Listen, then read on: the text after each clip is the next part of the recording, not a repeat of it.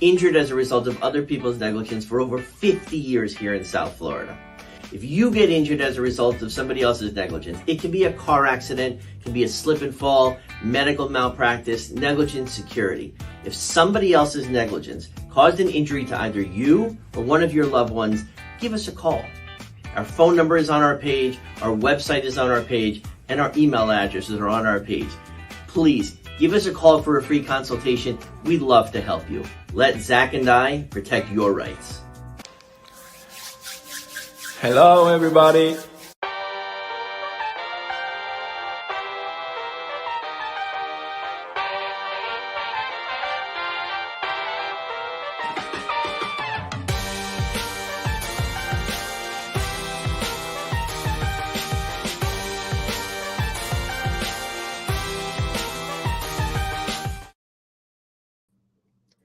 Fish on First Live, presented by Burger and Hits. If you have been injured by somebody else's negligence, give them a call. There's going to be information to be down below the entire stream. I am Nate Karsmer, first-time host, joined by Eli Sussman, Kevin Barral, and of course, playing the Philadelphia Phillies, Alex Carr. Alex, how's it going? Good afternoon, gentlemen. Very excited to be here. Very excited for Nate's first host. I feel honored and very, very excited to dive in. But thanks for having me back. Yeah. Well, we'll start off with the Padres series last series. Marlins played decent. They're not going to take every series they play, of course, with the current state of the team and the current competition they're playing against. But some good games. Jackson Merrill did Jackson Merrill things. Marlins won Sunday's game miraculously after Kyle Stowers almost pushed a homer over the fence. But 2-1. Let's start with Eli. Eli, what were your thoughts on the entire series? Maybe on the hitting side, and what did you like out of the Marlins in a valiant effort? Although they lost 2-1. Yeah, I think every series for like 5 straight series start with Jake Burger because the run he's on is insane. He still leads all of baseball, everybody in homers since the All-Star break. Right before the break, he had that eureka moment where things flipped for him, and he's been amazing since then. All of a sudden, his numbers are right in line with his career numbers, and it makes you feel a whole lot better about him. I mean, who cares about the rest of this season? But in terms of just being a piece of 2025, 2026, and beyond, he continues to solidify himself. He had that game-tying home run in the middle game that pushed it into extras. But this series itself was wild. Like, this has been, just considering that, including those first 2 games, it was a part of 3 straight extra inning games, all extra inning losses. Skip was really frank and summed it up pretty well, that it was so exhausting mentally and physically to play all those close games, to lose all those close games, and then finally in the last one, even to win that, it almost felt like a loss. And they were up to 5-0 really early on. And you mentioned the Kyle Stowers moment where it felt like all that hard work had gone to waste, that all of a sudden the entire lead was going to be blown right there. But yeah, very good to have, not just Burger, but a little bit of Xavier Edwards as usual. He's just been so consistent. And I know we want to get into some of the pitching as well, because it was kind of a mixed bag from the starters on the Marlins side. Yeah, we'll go to you, Kevin. You were in attendance for both Matzmeyer and Edward Cabrera starts. What did you like out of Matz and Eddie? What did you dislike? Decent starts, but I'd say Eddie had probably the best start of his career, definitely this season. And Matz, a little better, used his change a little bit more, but you saw him. What did you like? Yeah, I mean, Edward was great. 7 innings, 4 hits, no runs, no earned. Still walked 3, but still kind of fine. I mean, when you strike out more, don't allow too many runs. A lot of hard contact, but he was really good. He's been really good. The Phillies honestly are catching him at the worst time possible. With how good he's been lately, really 2 really good lineups with Atlanta first, and you even go back to that Tampa start. He probably could have gone a little bit longer had he not been dealing with, I believe it was a knee injury, and then he had this start against San Diego. He looked really good. Everything was kind of working for him. The Max Meyer start was a little weird. It was one of the stranger starts, definitely, because he kept them in the game. He was good to start. He had, I believe, a no-hitter going into like the 4th inning or something like that. And then just started getting hit pretty hard. Arise broke that no-hitter, and he started getting hit. But really, 4 strikeouts. I think he walked for 1 into the 7th. It was the longest start of his career.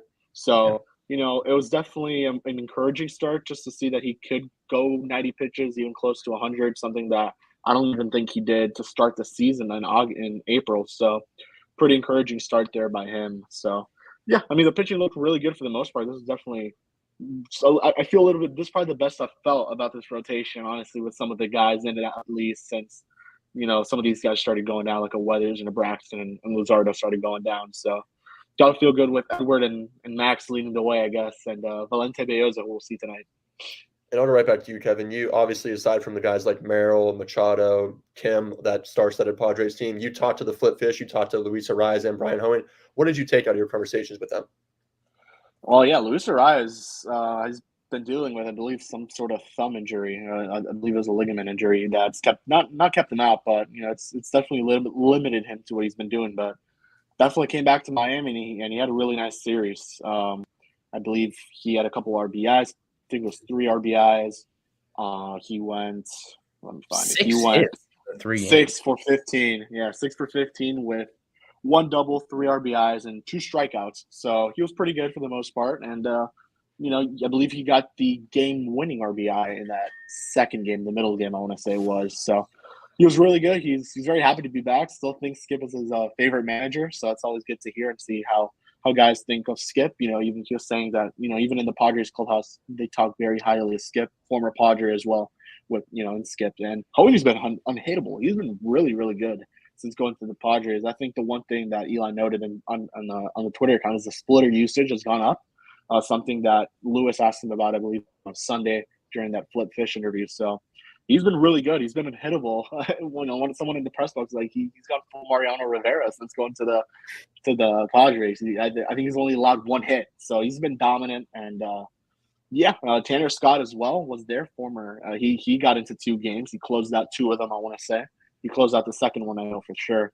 I think he closed out Fridays as well. So, definitely an interesting series. A lot to like with the offense as well. I mean, you mentioned Berger. Brujan hit a home run. That was no doubter, too. That was one of the more impressive homers. I think Jonah Bride may have hit a homer in there as well, his first with the Marlins.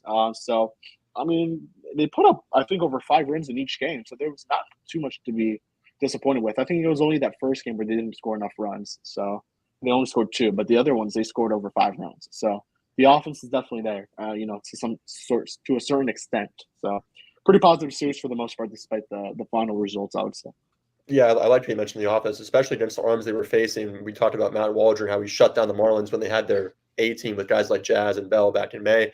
Then it get to a guy like Dylan Cease. So it was pretty encouraging. I agree with that. So we'll move on to something that broke yesterday right before Jeopardy. The Marlins are in part ways with multiple assistant GMs, but notably Dan Greenlee and Ozzo Campo. Eli, I want to talk to you about this. What are your thoughts? Of course, Bendix probably wants to get his own guys in there. Those two. Well, Greenlee's been around for a long time, but Oz was definitely a Kim guy. So, what do you take away from this? Yeah, to get people caught up, Marlins entered this year with 4 assistant GMs. There's Gabe Kapler that was brought in by Bendix, and that was a funny story where Gabe was like willing to take the year off and just drive in his van all the way down the entire Americas from coast to coast. He was willing to just take a year off and get paid by the Giants to be a fired manager, and Bendix just brought him in as the really overseeing so much of this farm system. So he was going to be safe. And he is. Then there's Brian Chadden, who has been in this Marlins organization so quietly for about 28 years now. He's seemingly indestructible. I don't know exactly what he does at this point, but clearly he is a glue guy that they still value very highly. So he's staying around. The other 2 assistant GMs are the ones going out.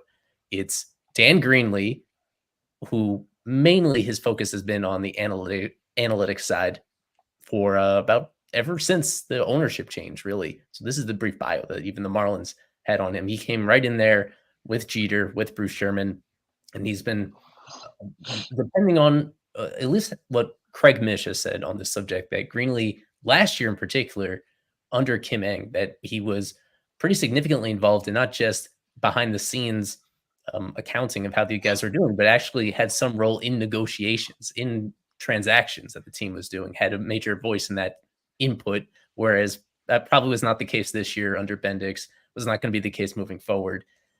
And even though Bendix certainly values analytics, there's more than one way in term to actually decipher the data, and maybe the direction that he's going when it comes to that was slightly different than Greenlee in terms of what numbers he values and how everything comes together to actually give them an edge versus other organizations.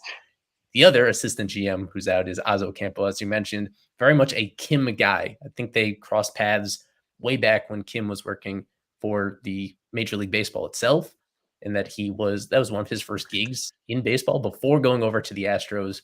He really made his name for himself with international scouting. And as Craig reiterated in his reporting, like Oz continued to live in Houston these last couple of years, even after being hired away from the Marlins. I found that was a little odd for somebody in a high-ranking position with the Marlins organization to still be living in Houston, and to still, he's one guy that has a very public Twitter account, and he was not shy about sending out congratulatory notes and cheerleading for former Astros players that he signs and understandably has a connection to.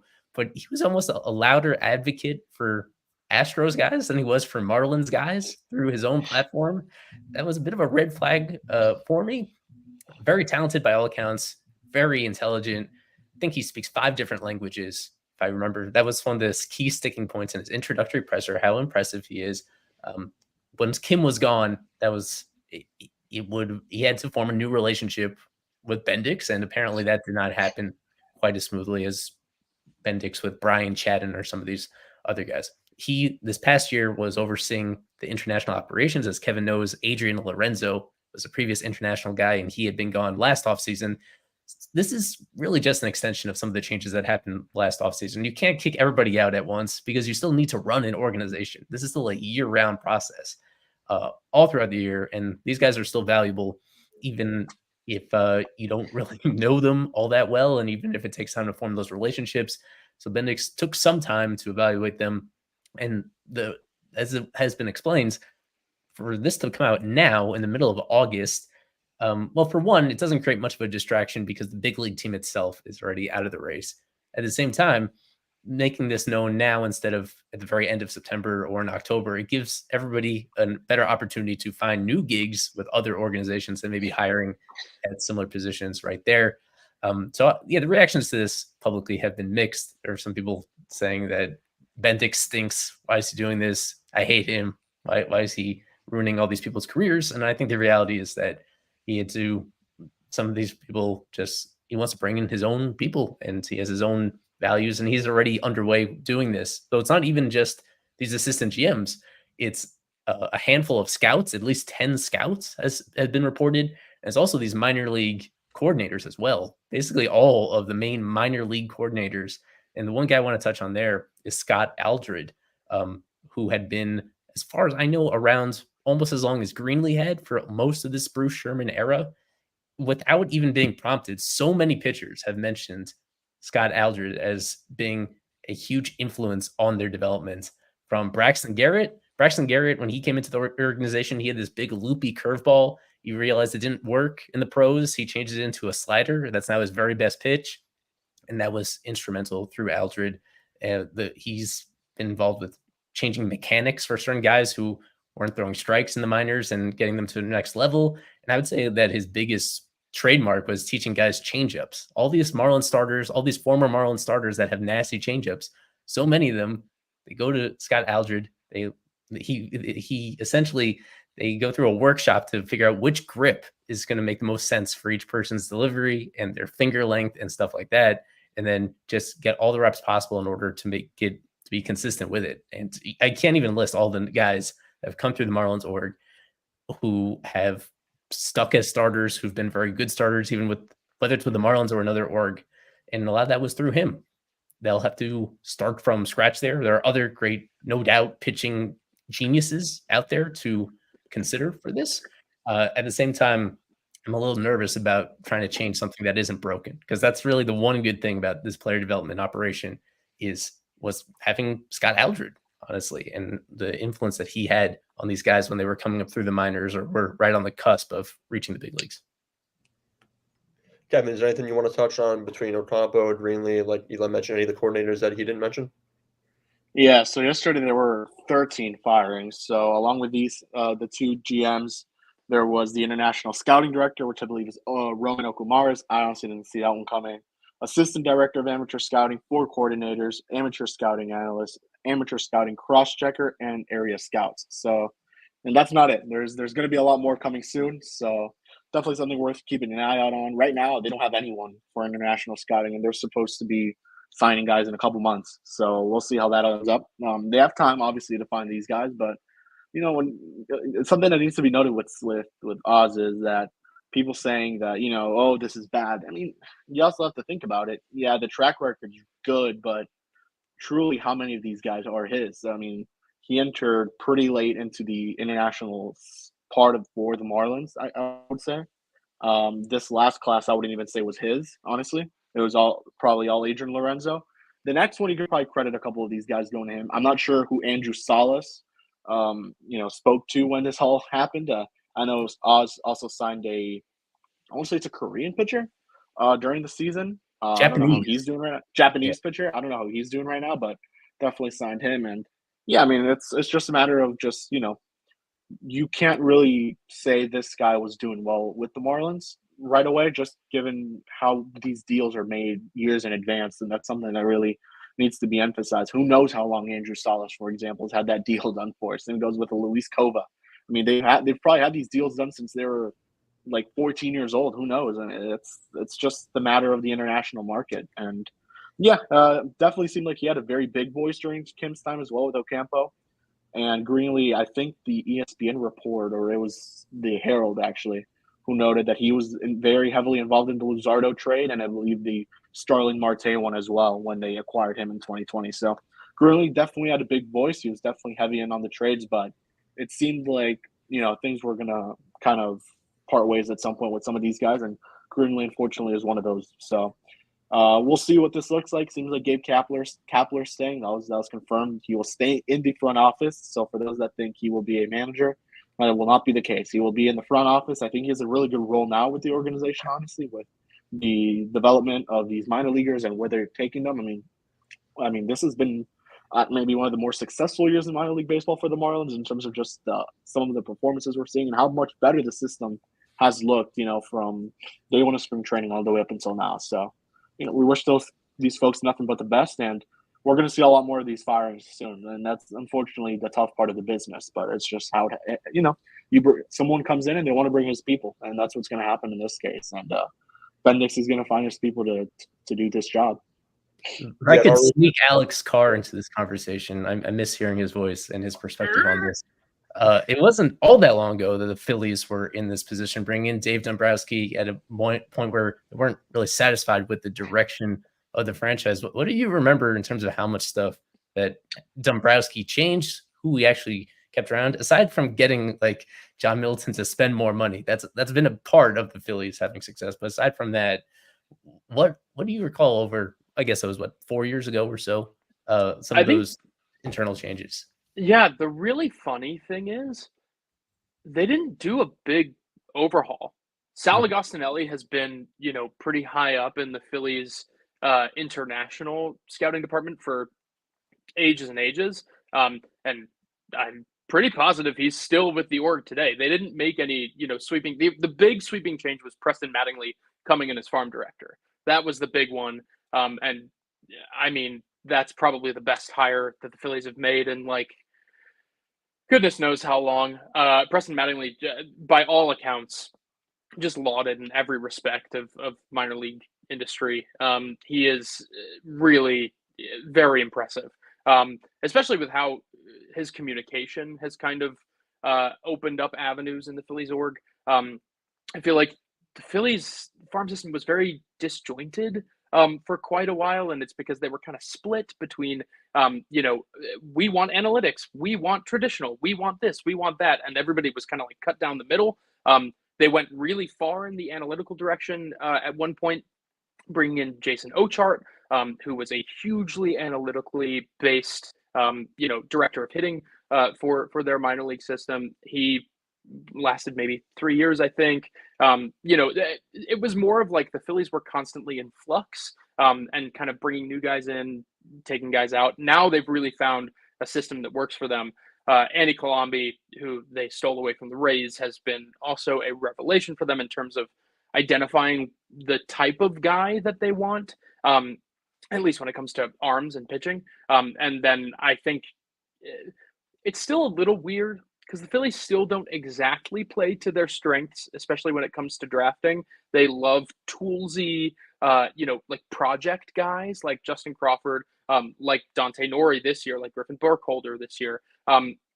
They've really been. It's a little weird, but at the same time, they also use the last 12 rounds of their draft to take 12 pitchers this year, and that's or not the last 12. I think the last 10, but to take 10 pitchers and all guys with the exact kind of red flag, green flag that they look for. So the communication is vastly improved. But I think that's really it's been the main thing. Otherwise, the kind of, there was no real big sweeping, like, you're all fired. And then, all this, the staff looks completely different the next day.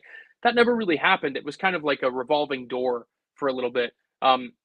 What I can say, though, is that I'm very interested. Gabe Kapler's saga with the Marlins is one that I'll be following very closely. When Gabe was with the Phillies, he and I had a really open line of communication, and it was always really great to chat with him and all these things.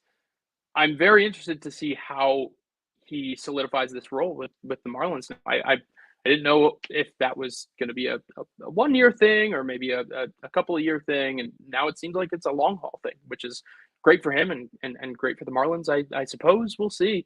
But yeah, I'll be keeping my eye on that for sure.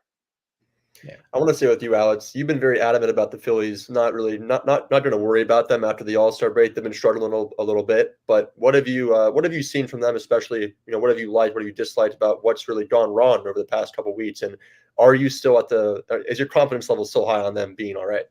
The Phillies have been terrible since the All-Star break. They have been dreadful, plain bad. It has been pretty terrible. I'm not worried about them explicitly because, this happens. It happens in baseball. It is happening across baseball. You look at the Braves, you look at the Dodgers, you look at, there's all these teams surging right now, and then there's all these teams playing god-awful baseball. Happened to the Yankees for a little bit, earlier on this season.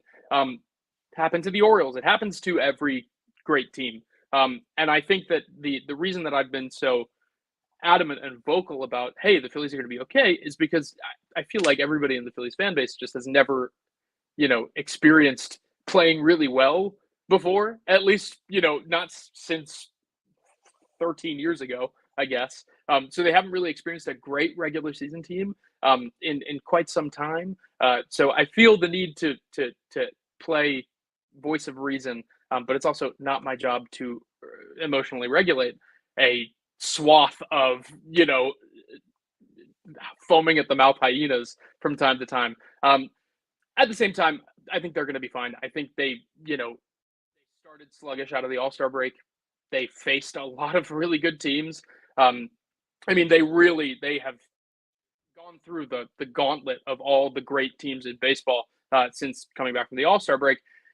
And yet they still haven't lost a game in the division. They have played absolutely terribly. I don't know when I even tweeted this, probably like 2 weeks ago. And they haven't lost a game in the division, but they are playing terrible baseball right now. It is no secret to anybody. The rotation is seemingly very gassed. The bullpen, some guys are really exhausted. It's the one complaint that I had during, their trade deadline endeavors. I kind of really wanted to see the Phillies go after one more kind of not reliable bullpen arm, but just someone to take some of the load off of their heavier lifters. We're starting to see how, that kind of has hurt them of late. Jeff Hoffman is starting to really show some signs of wear and tear. Jose Alvarado, the same. It's tough right now. They're going through a point of fatigue. That being said, this team is really good. And there's really no way around it. They're just chock full of really talented and really good baseball players. I think that, especially the bottom of the lineup right now is just slumping terribly. And that's not going to continue. Brandon Marsh is a great baseball player. Bryson Stott's a great baseball player. Nick Castellanos has actually been really good since the All-Star break. So is Kyle Schwarber. But Trey Turner and Bryce Harper performing like they're performing right now is just not going to continue. And I think that a lot of people just really expected the Phillies to be playing at like a 118 win pace for like the entire season. And that just was never going to be the case. It was the case for a while, and now it's not. So, kind of have to adjust the lens that you're looking at them through. But Every team struggles. And I think that this series, as well as the next one that they have coming up, is a good chance and a good opportunity to get back on track. Yeah, I love how you mentioned teams falling and surging. The Phillies are coming out of the All-Star break super cool. And then you have the Marlins, on the other hand, who are splitting against the Orioles, winning the series against Milwaukee, splitting against Atlanta. So that is baseball. And one more thing before we go to break. You did touch on the Phillies trade deadline. They didn't pay up for Tanner Scott, but they made some interesting moves. They got guys like Austin Hayes, shipped out Gregory Soto. So what did you take away from the Phillies deadline? It was a very interesting one. I thought the Phillies trade deadline was spectacular. I was really, really pleased, especially given the prices and given, what the market was looking like. I mean, I think you all know firsthand and my dog is going to make an appearance here in just a minute. But I think you guys know, firsthand, the Marlins received an insane haul across this entire deadline. It was really, really impressive deadline for Bendix and company. And I lauded them for that over and over and over again. But the Phillies managed to kind of get out of this market unscathed. They didn't really dip into their top 5 to 7 prospects, unless you're thinking of George Clausen as somebody who is, and he's a great pitching prospect, don't get me wrong, but he didn't even make it into my top 6, I don't believe. They definitely had to give up to get, but at the same time, they added by subtracting. Gregory Soto was horrible for the Phillies this season and looked completely disinterested in his role. I thought it was a coup to go out and get Seth Johnson and Moises Chassé, who they were also able to nab from the Orioles. And it's right there in front of me even. Seth Johnson and Moises Chassé. Moises Chassé, who just got promoted to Double-A yesterday. I mean, this is a 21-year-old kid who had a really good start in High A and then just willy-nilly got promoted, again, at just 21 years old. Seth Johnson is a borderline, at least in my eyes, borderline top 10 prospect in the Phillies system immediately after kind of, coming in from this trade. Meanwhile, Seranthony Dominguez, and there he is, Seranthony Dominguez probably should have been, a guy that they considered hanging on to. It's awesome to be able to fill your primary offensive hole by not parting with any, prospect talent. But the Phillies shipped out Seranthony Dominguez and didn't replace him. You can say that Carlos Estevez is a replacement. Carlos Estevez is just an upgrade of anybody else in this bullpen. He's an outstanding reliever. He automatically kind of slots into your high leverage role. Seranthony Dominguez was more of like okay, the game is close, but we're not, and we're behind, but, we need a guy to go out there and maybe take an inning down that is still going to keep this game close. Well, they didn't really replace him. And now he is doing quite well with the Orioles. And, that's unfortunate. I expected that if they were going to deal Seranthony Dominguez, they'd bring in another arm to replace him.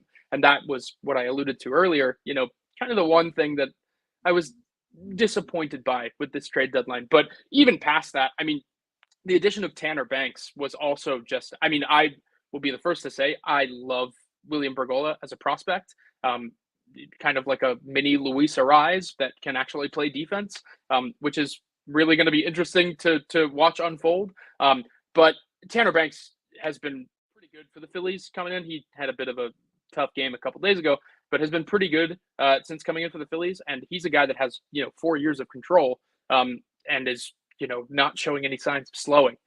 So I really enjoyed how the Phillies went about the trade deadline. And there were so many people among Philadelphia Phillies fans just saying, oh, a trade for Luis Robert. Oh, we should have done that Randy Arozarena deal. Oh, this, that. You can say all those things that you want. But I even, if you look at Luis Robert since the All-Star break, even since the start of July, he has just been dreadful. And I don't think your solution to your center field problem existed. I just don't think it did. And so giving Johan Rojas a little bit more of an increase in at bats and then allowing Austin Hayes and Brandon Marsh to kind of take down some regular everyday ABs. Austin Hayes, obviously, who is on the IL right now with a hamstring strain, but will be back hopefully in a couple of weeks. Giving those guys regular at bats kind of feels like the solution there while letting Johan Rojas kind of go into a bit more of a role player role for the time being. So I really enjoyed the trade deadline for both the Marlins and the Phillies. I was really watching intently what the Marlins were doing, and I was so impressed. I can't say I'm the biggest Davison De Los Santos fan, but I can say that I'm a big, I'm pretty much a big fan of everything else that the Marlins did. And even then, getting Davison De Los Santos for AJ Puck, feels pretty good. So I mean, it's at least worth the bullet that you're going to fire. Yeah, I was thrilled for the Marlins to see just them maximize the seller's market that was this past trade deadline. It was pretty crazy. And I like how you didn't touch on Christian Pache. We'll get to him out of the break a little bit later. I just don't understand. I Probably don't for good understand why he was in that deal. The Orioles DFA'd him days later. I don't get it. I'll never understand. But what are you gonna do? Yeah. All right. So I think with that, we're gonna head into our break and our flip fish. Eli, who do you have for us today? Yeah. So I usually forgot about this. pick somebody that played for both the Marlins and Phillies during their major league career. There's a whole lot I know who this is. from here. I had this as a 6 out of 10 difficulty, but maybe This is easy. Alex finds this a little easier than that because it's somebody that had a very productive career, as you can see right here. 42 career WAR. A lot of that defense. It's a way lower. That is a way lower OPS plus than I would expect for this player. Yeah, but I guess when you think about how runs were scored from, as you see here, 1998 to 2013, run environment was a little bit better than we might remember. But if Alex gets it quickly, I'm sure some of you in the chat could get it quickly as well. We'll go to break just to give you a little longer to think it over. But who is this very productive infielder? Played for both the Marlins and the Phillies. A little bit more for the Phillies than the Marlins. We'll get to it on the other side of the break. So stick with us here at FOF Live. We have been representing people injured as a result of other people's negligence for over 50 years here in South Florida. If you get injured as a result of somebody else's negligence, it can be a car accident, it can be a slip and fall, medical malpractice, negligent security. If somebody else's negligence caused an injury to either you or one of your loved ones, give us a call. Our phone number is on our page, our website is on our page, and our email addresses are on our page. Please give us a call for a free consultation. We'd love to help you. Let Zach and I protect your rights.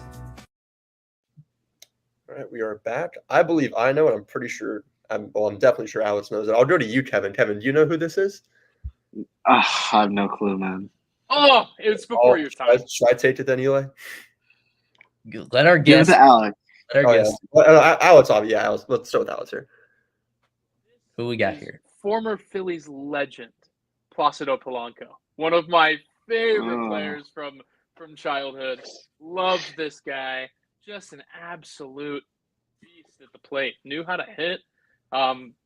Obviously, the slugging and the OPS plus are definitely a little bit more deflated than what I remember. But that is definitely a higher career WAR total for sure than I thought he would have. But that is definitely who this is. Yeah, he was certainly one of the anchors of the 2013 Marlins lineup. Those pictures of him and in the old Miami Orange were definitely something. But who else? Oh my gosh! Wait, who else was on that team? Was Well, I know for sure one guy on that team because I posted this on our Martin IG Prado was on that team? No, not him. No. I posted this on our IG account and immediately got a comment from Tom Kohler who said, "Amazing teammate." He went out of his way to say how much that one season in Miami when Tom Kohler was like, I guess, their fifth starter swingman. Among other guys, Juan Pierre had his last stand with the Marlins as well in 2013. That overall was a miserable team, but most notably that was the Jose Fernandez rookie year in 2013. And there is a starting pitcher that I'm thinking of that I just cannot put the name. It's right here, but I can't. Who am I thinking of? Would it be one Justin Nicolino or anyone like that? It is not. It's why do I want to? It's not Henderson Alvarez. Who am I thinking of? I can't remember. Anyway, it doesn't matter. This was I love this. What was quite the 2013 Marlins roster. I'll give you a few options. These are their most used starters from that year. Anybody? Yes, Ricky Nolasco is exactly who I was thinking of. Ricky Nolasco. No hitter, right? It was Henderson Alvarez had the next year, I think, right? I think the last day of that season, Henderson Alvarez had a no-hitter. It was the last day of the season. It was Henderson Alvarez. Yep. Okay. On a walk-off, he was in the on-deck circle. That was something. But we're gonna move on before we get into this series. I'm gonna go to down on the farm because saw some pretty good performances down there from this past week. I'll go to you, Kevin. Notably on Sunday, Augustin Ramirez, Davison De Los Santos, and Connor Norby all went deep, and of course, Jared Cerna continues to mash. So, Kevin, what did you like down on the farm this entire week? What were some of your takeaways? I like that the trade deadline acquisitions showed up. They have throughout this whole, since being acquired. Davis and De Los Santos has been on another level, man. That guy is going to be really good. I like what I've seen. Obviously, there's still some swing and miss issues. That's bound to happen with someone of his profile. I don't think the low 22% strikeout right now will translate, I think, to the major league level whatsoever. But I mean, if you could contain that under 30%, you'll still take that. Connor Norby, God, I mean, I don't know why he's not on the Marlins right now on the major league team. He's playing second base for the most part. I find it really interesting that he hasn't been playing third, at least not too much. I don't know how many games exactly it's been, but he struggled a little bit at the AAA level. And I know he said on an interview recently that he believes he's a second baseman. So I mean, it wouldn't hurt them. Otto Lopez has been really struggling this season, at least in the second half of the year. So it wouldn't hurt them to go with Connor Norby there. Still opens the opportunity for Berger to play a little bit of third with De Los Santos could go to first. So that's a possibility. Agustin Ramirez has been great with the bat, but God, he's been really bad with the glove. I don't think he'll stick too much at catcher. At least they'll give him a shot. I think, as he should deserve it. That's Although okay. It's been really bad. Joe Max gotcha. Don't worry Joe about Max it. got us. Yeah, there you go. And Eli put Thomas White there. He's been really good as well. He had another nice outing, but I think you should put the picture of Robbie Snelling, who's been absolutely dominant since coming to the Marlins in 2 games. I believe it's been only 1 walk. I want to say only like 3 hits he's given up. He's been really dominant, and it's something you have to keep in mind. It's only a 20-year-old in Double-A, so you really should. If you're finally starting to see the fruits of what we saw last year really come to play at the Double-A level, and I think it was Aram who posted this today. How the Southern League has been more pitcher friendly recently. So I don't know how much you want to take that into account, but definitely Robbie Snelling's been really good nonetheless, and he's dominating hitters right now. And he's supposed to start another one, I want to say in a couple of days, and singles with Mazer during the weekend. So should be a good week of minor league baseball, and it starts today, man. It's going to be fun. Hey, Nick Gordon's now a Jacksonville Jumbo Shrimp, so make sure to go watch that. He is, yeah. The last thing I want to touch on, because you brought up the Southern League is super pitcher friendly. Despite that, Jared Cerna is on a crazy heat since coming over, and like he was amazing that first week, and then the second week he somehow one-ups himself. He's still hitting like in the mid 400s with no home runs, but a gazillion doubles, and he was hitting a lot of doubles before the deal, but that's just makes him really exciting watching him, like how consistently he hits these really sharp pulled line drives over the outfielders' heads. So I don't know how many of those are going to turn into home runs, but we still think he's one of the better hitting prospects in this whole system just because of his ability to really consistently make hard contact, while also for now he's playing every day at shortstop with Pensacola, and him being the second piece of that Jazz package, even behind Ramirez. Ramirez got that shout out MLB Pipeline Prospect of the Week at catcher this past week. So between the two of them, that's them performing so well so early. It's been a lot of fun, as you touched on right there. So it makes us eager to continue watching this stuff, and thankfully another major league off day coming up on Thursday, which means another day where I can immerse myself into the prospect stuff fully. Yeah, one thing to note, really, with Cerna, I mean, you talk about the doubles, and you ask yourself how much of those will translate. I think at the AAA level, some of those could translate to home runs. That place is extremely hitter friendly. I know people are saying it's now a little bit more pitcher friendly, but that left field porch, man, I think some of us are taller than it. So there's a good shot he could hit a couple of those, what could be doubles in Pensacola, which is a very pitcher-friendly ballpark over that wall in Jacksonville when he eventually does get the call up, the promotion. So, and it should be soon. He's been killing it. I mean, if you see the one thing that this organization has shown this season under this new regime is if you are raking, you will get promoted very quickly. We saw that with Joe Mack, and we've seen it with a couple other guys already. I mean, we saw it with Javier Sanoja. Now, that guy is 21 years old in AAA, and he's one of the youngest guys in minor league baseball and at AAA level. So I wouldn't be surprised if Cerna sees himself in Jacksonville in a week or two if he keeps doing what he's doing right now. Yeah, and Kevin, you touched on Thomas White. In each of his past 4 starts, he's done 5 innings, only given up 1 run in each of those starts. He's been extra dominant in Beloit since adding that new sweeper. Correct, Eli? Eli put out a piece on that, and there's clips. If you're a lefty and you're facing Thomas White, it's not going to be fun, to say the least. And Alex, I want to go to you real quickly about You mentioned you were out on Davis and De Los Santos, but what have you liked about the Marlins prospects? They could have just come in from the trade deadline or the draft, but I want to ask you just from your The Los Santos hater, man. Jeez. That and the only reason is because I love everything about him outside of a little bit of the lack of a position. You can say that first base is a position, but like, and at the same time, I also the discipline is so It's bad. bad. It is really bad. It's really bad. And the only problem with that is that that weakness gets so exploited at the major league level. And not only that, but that quality of contact definitely doesn't always translate to the major leagues, just because you're seeing so many different different angles and different styles of pitching and different, guys are just so smart at the major league level. That gap is so big. That being said, I would love to be proved wrong, because I think that the idea of a guy that is just that aggressive, but it doesn't even matter. It's like Jorge Soler, right? Or what Jorge Soler used to be. Now Jorge Soler is like disciplined out of nowhere. But it's like what Jorge Soler used to be. Yeah. But I think I would, I like Jorge Soler better than I like Davis and De Los Santos. But either way, the rest of what the Marlins were able to do at the trade deadline, it's like if anybody plays out of the park baseball, it's like your dream out of the park baseball season when you take over for a really struggling team. That, like, the returns that the Marlins were able to get were like video game returns. It was crazy. It was like you go on MLB The Show and you do franchise mode and you like orchestrate all these ridiculous trades that you want to do just because you can do them. Like, it was wild. I think the Tanner Scott return was one of the craziest trades for a rental I've ever seen. Robbie Snelling is such a good pitching prospect. Down years, red arrows downward for all of those guys. Who cares? They've all showed up on top 100 prospect lists in their life.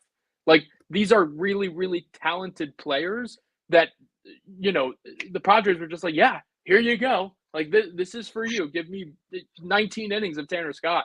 Like, just absolutely crazy to me that return happened. I think the same thing with I think they could have done better with the Jazz return, but I do think that they were able to get guys that they really liked. Like you guys mentioned, Augustin Ramirez, obviously probably not a catcher, but a really good hitter. Again, you kind of look at these returns and you see a lot of guys that probably profile for first base later on in life. Who cares? That's what the Marlins need. The Marlins need some power injected into their lineup, and the Marlins need a hitter to work out desperately. And I feel like that just hasn't happened for them, and they took some huge swings at the deadline here, and one of them's got to hit. One of them has to, right? Yeah. I'll knock on wood, but like also with the ascension of Joe Mack, you guys are talking about Jared Cerna. He's awesome. But also this draft class that they were able to bring in, I feel like the Marlins farm system went from 0 to 100, which is really, really exciting. And I, as a closeted Marlins fan myself, but more just somebody who really, keeps up with them because I like to.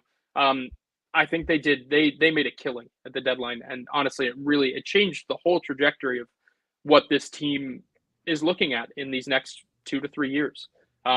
And I don't like that for the Phillies, but I love that for the Marlins. And I think that, the only way to really about face this team and get people interested is to put a competitive product on the field. And Peter Bendix was handed the keys to a broken down, Chevy Traverse that is really old and kind of was able to make lemonade out of lemons. And, I'm really excited to see where this all ends up and how the Marlins look in the next few years. It's going to be fun. Yeah, and for the time being, the Marlins are unfortunately 30 games under 500. We'll talk about them now. We'll talk about Beoza, who gets to start tonight. He's looked very good. He's a sub-3 ERA, I believe, or right around 3 since being pulled up.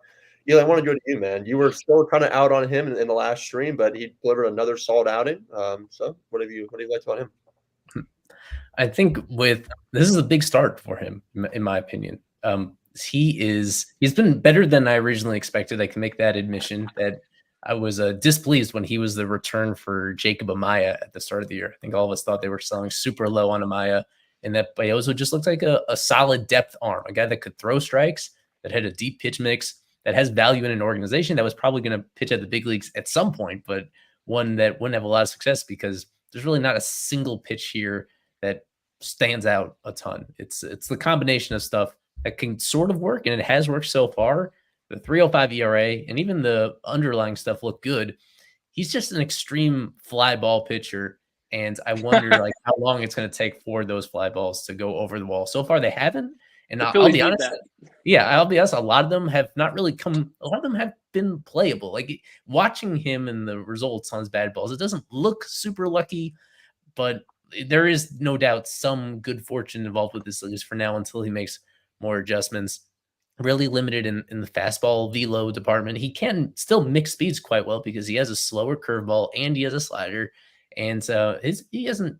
I want to see what his changeup usage actually is. I feel like he hasn't used his changeup as much as I thought he would when he was coming up and first getting his opportunity right here. It's 14% changeup usage right now. It's not much higher than Max Meyer level of changeup usage to this point.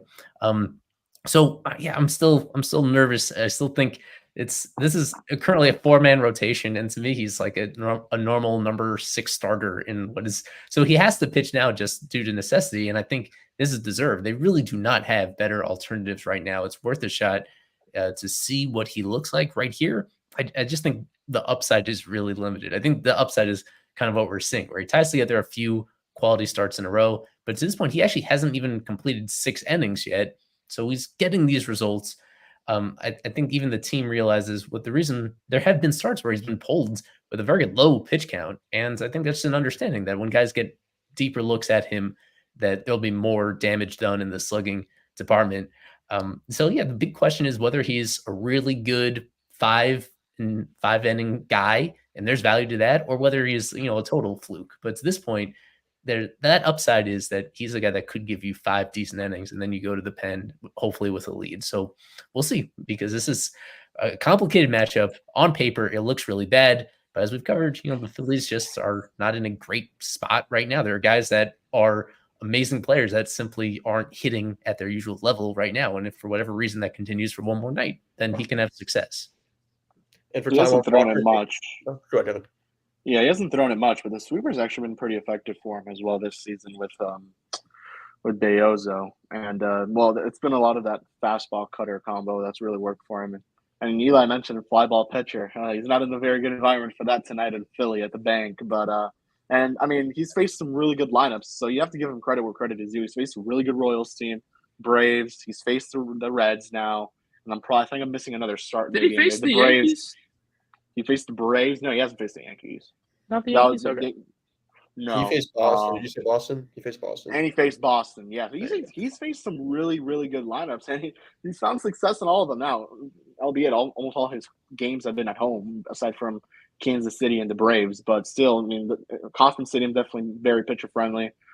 Atlanta, it could go either way. So this is definitely a tough task for him tonight. He's facing fucking Bryce Harper and Trey Turner in the lineup, so that's not going to make it much easier for him. But he's been able to just find ways to get outs, and that's really all you need from someone like a Bayozo. I believe he went pretty long into his outing last time. I think he went into the 7th or into the 6th, and he was taken out. But it was definitely a step forward in the right direction to where he could go tonight. So maybe he hits that 80, 90 pitch count marker, which I think he didn't. I think he hit 80 in the last one, 86. He hasn't hit 90 yet, so that would be the next step for him. And something to keep a note of is this guy barely pitched in AAA this year. So it's been very impressive what he's doing now.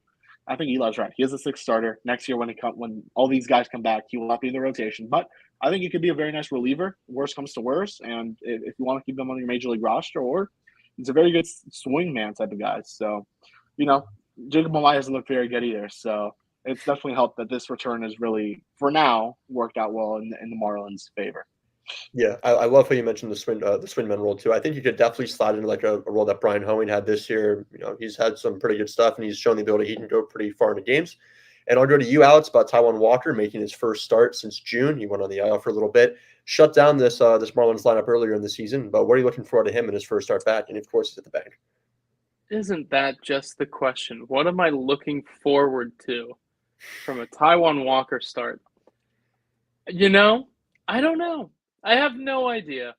This is going to be really interesting. Taijuan Walker went on the IL some months ago with a blister issue, aka he forgot how to throw his splitter, and that has kind of been the journey for him this entire year and a little bit of last year too. And it's really unfortunate timing for him because, you know, had he found some success this year, the Phillies could have looked to say, hey, Taijuan, you know, we're going to take advantage of this seller's market right now. And we're going to, you know, if somebody like Jameson Taillon can get interest at the trade deadline, so can you. Now, Jameson Taillon was kind of killing it, but the underlying metrics suggest otherwise. Taijuan Walker's underlying metrics obviously suggest exactly what he's been doing on paper. He has been awful this year, and a lot of that is because the splitter has kind of disappeared on him. He has lost the ability to locate it. The velocity is down. Everything is pretty much not gone right for him since he didn't see an ounce of playoff opportunity, you know, last year. So we'll see what comes of this this evening for him. It's going to be, again, our first look at him at the major league level since he went on the IL with this blister issue. So we will see. Ideally, I think this is a great game for him to be reintroduced. You know, he's struggled a lot with the long ball this year. The Marlins don't really hit a lot of those unless we're looking at like Kyle Stowers, who has struck out like 8,000 times since donning a Marlins uniform. So, you know, I have some faith that, you know, that he can limit the long ball tonight if he just pitches around Jake Berger every single at bat that he sees him. Or maybe not. Maybe Jesus Sanchez just says, you know, 480 footer again, like he did last week. But I think that ideally you get 5-6 innings of like 3-run ball from Taijuan Walker tonight, and that keeps you in the game.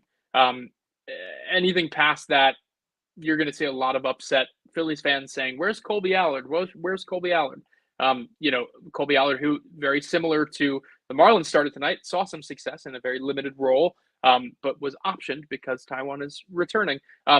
Granted, I'm not one that's going to sit here and say Colby Allard's great. Colby Allard is very, very average, but Taijuan Walker has been a little bit worse than that. So it just depends on how the Marlins lineup is feeling tonight. I don't think he's going to blow you away with stuff. I don't think he's going to blow you away with velocity. And I don't think he's going to blow you away with precision command. So, you know, from a pitching perspective, seems like a pretty fair matchup tonight. But we'll see. And with that, I think we're getting to the lineups real quick. Eli, if you want to put the lineups for today. Obviously, the Phillies have a star-studded lineup. We know what they offer. And the Marlins, not so much, but they have some guys who were hot. You mentioned Jake Berger. You mentioned Jesus Sanchez, who enjoyed a pretty solid series. And, of course, the X-Men at the top, Xavier Edwards. And one more guy I'll touch on before I go to you, Kevin. Otto Lopez, who you said, yes, he has been very poor, but enjoyed a decent series against San Diego, had his first RBI in over a month at least. So he's looked a little bit better. But like I said, Kevin, I'll go to you. Who are you looking for out of this Marlins lineup? Maybe some Derek Hill action? I don't know. Honestly, that's exactly what I was gonna say. Derek Hill. He's been pretty fun to watch this past week with the Marlins. He had the grand slam. He had that double there on Sunday. He's been a fun watch, to be honest with you. It's not gonna blow you away or anything, but he's been fun. I mean, he's in 261 with a 758 OPS. You'll take that for now during his Marlins tenure. But Jonah Bride should be another fun watch, to be honest with you. He's going into Citizens Bank, fun hitter-friendly ballpark. I mean, it's just another Marlins lineup. I'm excited to see what Jesus Sanchez can do at this ballpark. So, yeah. And then Xavier Edwards hopefully could start another on-base streak or another hit streak. He had a very nice playoff series against the Phillies. So he had that RBI, and I think it was game 2. Oh, yeah. So, yeah. I don't about that. I don't think he'll ever forget that one. So, yeah, hopefully Kyle Stowers can bounce back. God, he's been striking out way too much. It's been a rough go for Mr. Stowers, but he's going to hit a friendly environment. Taijuan Walker, I mean, you can't line it up better for this guy to get it going at some point. So this is a very depressing lineup, but nonetheless, it's still Marlins baseball, and we'll see how this goes. And we're joined by Isaac Dezut. Isaac, welcome. What are you liking about this Marlins lineup today? Who are you looking out for? And what are you looking to see against He loves Miami? it. He loves the lineup. I was taken aback. I forgot that you were. Wait, can you hear me?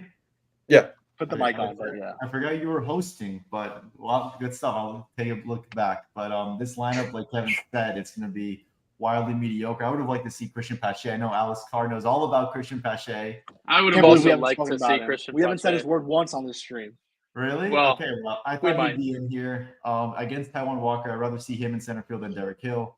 Regarding Stowers, I think this is a dream matchup for him. He needs to get out of Miami right now, get out of that really pitchers-friendly environment, go to Philadelphia, and face, no offense to the Phillies, but face someone like Oh no, nothing. No offense taken.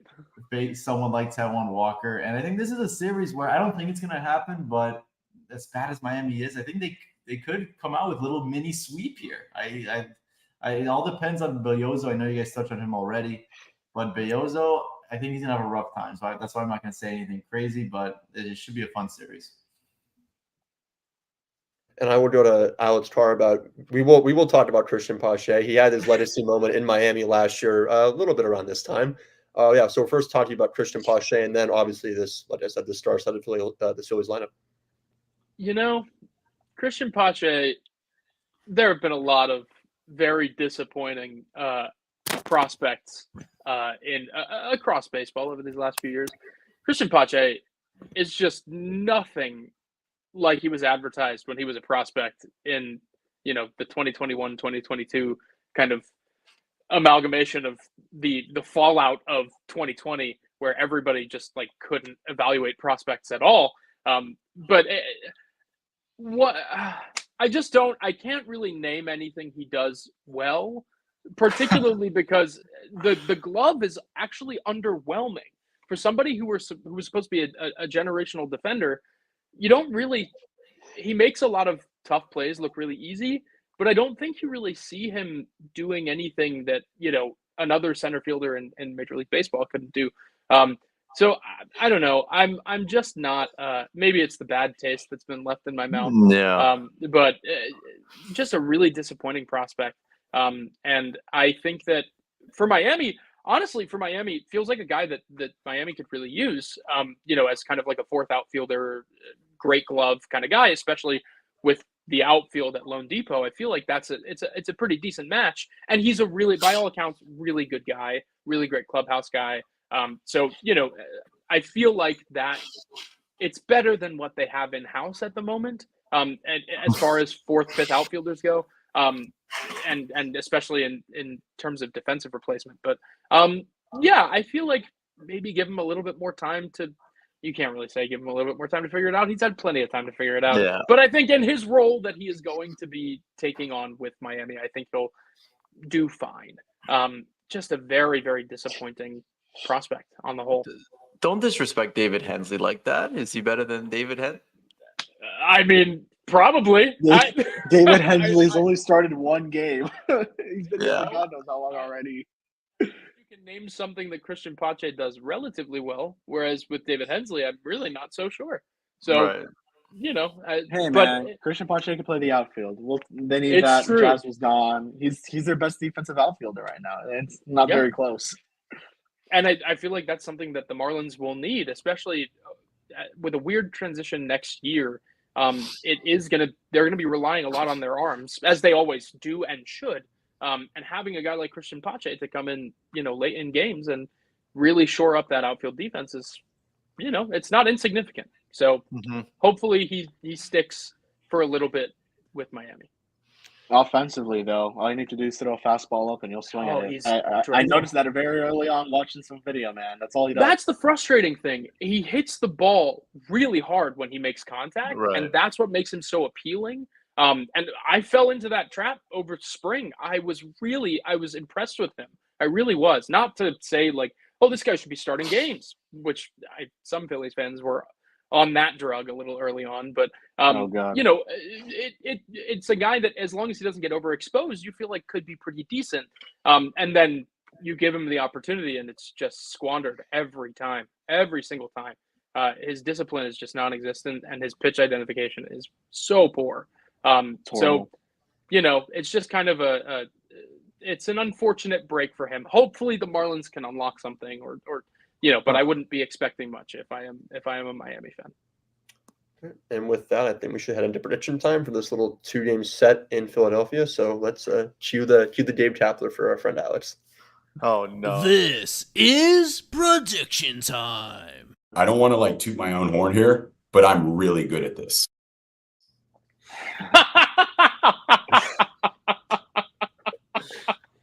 We go. Oh man. Prediction time. It is unprecedented how much competition there is on top of the leaderboard as we head down the stretch here. Top 8 people separated by 2 points in our prediction time standings. A reminder that it's our staffers, our wonderful stream guests, and our super subs that compete all season long. So fishonfirst.com/subscriptions if you want to compete with us the rest of this year or into future years. Yeah, extremely. What is it? What is that? So extremely competitive to this point. And it was a high-scoring series last time. I helped myself. I picked things perfectly during the Padres series before. But yeah, it was Nate right up there, tied for first with Daniel among our staffers at least. 2-game series. I remind people just 2 games here. So either a sweep one way or the other or a series split in these 2. We can just get our backgrounds up here and our music bopping for prediction time right here. A 2-game set. We will start with, as we usually do, we'll start with Kevin. I'm going to say it's a split. And for my series MVP, I'm going to go with Edward Cabrera. Feel good about what he can do tomorrow. Wow. Mr. Host, Nate. I'm not feeling as confident, unfortunately. I think the Phillies will take 2 games pretty easy. And for MVP, I'm going to go with, we'll flip fish. JT Realmuto will take the series on this time. The late arriving Isaac Azu. Go ahead. I think that's going to be a series split as well. And I'm going to go with one of my favorite third basemen in the league. Let's go with Alec Bohm. Kid's a stud. I'll pull up myself right here. I had written down Phillies series sweep, but I think that second game, we didn't even talk about it on the stream. Edward Cabrera, he's on a heater over this last month or so. I'm dying into it at least for one more start. I think after losing the opener, Marlins salvaged the finale, split it down the middle. Also riding with Alec Bohm as my series MVP. Super duper consistent. 29-game on-base streak heading into this series. And of course, our wonderful guest, Alex Carr. The floor is yours. I have been going back and forth throughout the entirety of this stream. I think I've landed on a series split. And I think that, we can expect what we can expect from Taijuan Walker, and we can expect what we can expect from Tyler Phillips, whether we get the Tyler Phillips that we saw a few weeks ago, or we get the Tyler Phillips that we saw a week ago. But I think that ultimately the Phillies are still going to maybe come out of the gate a little slow here. I do think that this can really spark them for the future, but I think a series split is just as safe as I'm willing to be, just because for some reason, my gut's not saying sweep. It's just not. MVP? Oh, my MVP. Oh, that's a good question. I think my MVP is going to be Kyle Schwarber. Just because he has been unbelievable of late. He has been on an absolute tear. Just a killer run for him. He's treating, August like July. Or like June, excuse me. So it's been really, really fun to watch that. I just don't know if I have enough faith in any of the sleeping giant bats to wake up in this one. But we'll see. Maybe a home series is exactly what they need. And that is our show. A little bit of an early ender this time around. Started at 4:00, but just give everyone time, do your popcorn ready for Viante Belloso and Viante Belloso with his start in Philly, and of course the return of Taijuan Walker. So, let's do it. Thank you everyone for tuning in. For Alex, thanks for joining us as always. For Isaac, for Kevin, for Eli, I am Nate, your first-time host, and as always, go fish. Great job, Nate.